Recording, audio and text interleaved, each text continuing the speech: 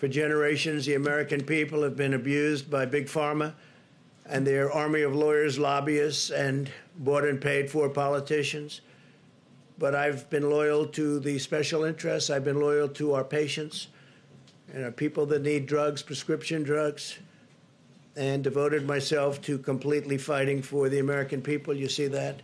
This is not an easy thing to do. Big Pharma ran millions of dollars of negative advertisements against me during the campaign, which I won, by the way, but, you know, we'll find that out.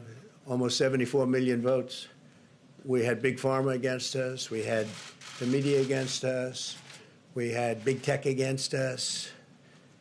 We had a lot of dishonesty against us. But Big Pharma alone ran millions and millions of dollars in ads. In fact, I looked at it. I said, who is it?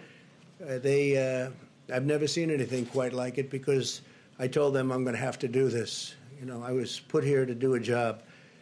And Pfizer and others were way ahead on vaccines. You wouldn't have a vaccine if it weren't for me for another 4 years because FDA would have never been able to do what they did, what I forced them to do. And Pfizer and others even decided to not assess the results of their vaccine.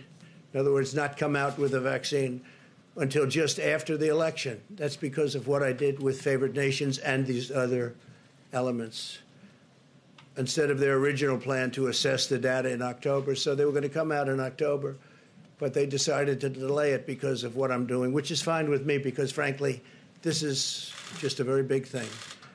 A very big thing. What I'm doing here, I don't know if anyone's going to appreciate it. These people can't even believe it. Alex, even you can't believe it, can you? Look at you. So they waited and waited and waited, and they thought they'd come out with it a few days after the election. And it would have probably had an impact. Who knows? Maybe it wouldn't have. I'm sure they would have found the ballot someplace, the Democrats and the group. These corrupt games will not deter us from doing what is right for the American people, and I will always put American patients first.